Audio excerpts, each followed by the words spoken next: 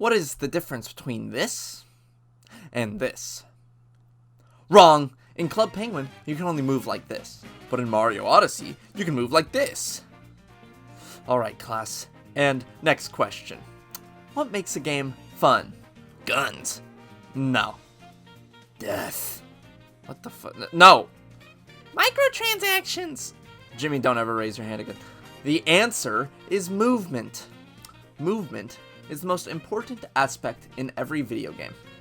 If a game is fun, it's because the character has lots of movement options. That is the only thing that makes a game fun. Don't believe me? Look at this. This game is 20 years old, and people still won't shut the fuck up about it. And you want to know why? It's because you can do this.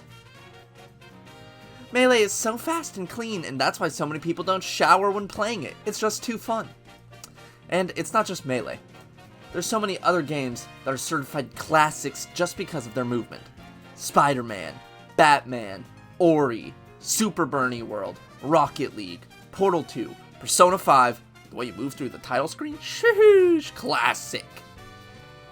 Apex Legends, this game was said to be the Fortnite killer. Wanna know why? Because everything was gosh dang slip and slide.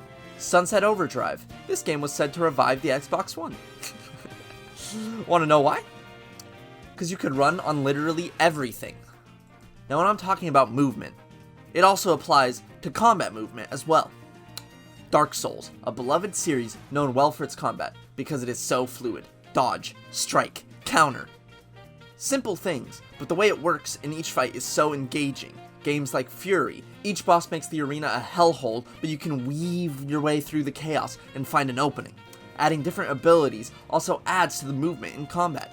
Dash slashes, jump attacks, grabbing. Let the player traverse or manipulate the engagement through combat movement. Now, with all that I've said, let me explain what better movement is. Sometimes it is just simply moving faster, but that only works for a little bit of time. We see that with the new Sonic games. See, when Sonic Colors came out, it was cool because you could go super fast. Everybody was like, oh wow, that's epic! But over the years, that's the only thing that they've changed in the last 13 years. So now everybody's just like, oh, wow.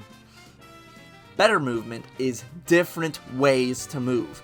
Prime example, Mario Galaxy. Most of the power-ups in Mario Galaxy change the way you can move. You run in now, boom, you turn into a bee. You can fly and climb on walls. You jump in now, boom, you're a spring, the ice flower. Freeze the ground, and then you can ice skate. Each of these power-ups change movement in a certain way. Now, compare this to this. And Mario Galaxy is just more fun, plain and simple. See, you gotta trick our monkey brains into having fun.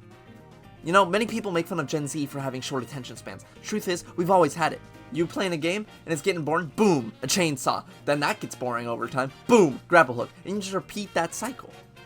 And hopefully, by the end of the game, you have so many movement options that people start doing it to themselves. Then you don't gotta add anything else.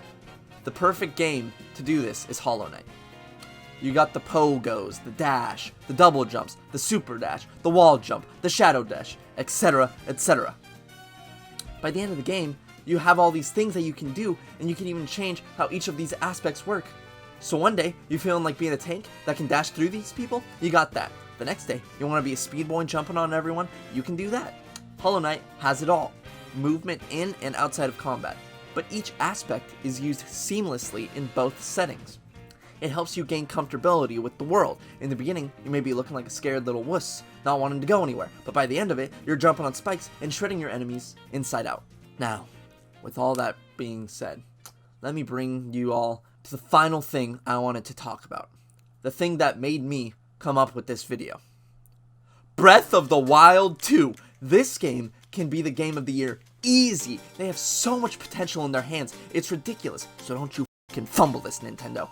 They can add literally anything to make this game so much more fun. You have a whole sky area now. So imagine this. Link can launch and soar through the sky. Kind of like the Mario Galaxy Star Shooter things. And at some point, maybe you slow down and you start gliding. But it would be such a good, fun way to move around. If they bring back the grapple hook, imagine the possibilities. Gaining momentum, swinging around, and then flinging yourself across a cave. Spider-Maning your way around. It could be so good. And combat movement can be made so much better. That is one thing everyone shat on Breath of the Wild 2 about. The combat was just stale.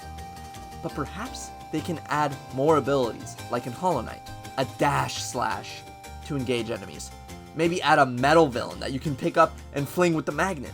What if, when you shield surf, maybe if you land on an enemy, then you will ride on that enemy, and then at a certain point, you can fling him at another enemy. Perhaps aerial combat moves, I don't know. They can add so many things. They can make many changes to this game to make it so much better. One thing I thought of is instead of having real-time timers for the abilities, like in the first one, perhaps you can gain power, maybe like a soul meter or a mana meter, through defeating enemies. This will make players want to engage in battles more. This will make a good cycle of traversing with abilities, getting low on juice, and then fighting nearby enemies to repeat that. Breath of the Wild could be the god game. But what it could be, or what it would be, make yo move, Miyamoto.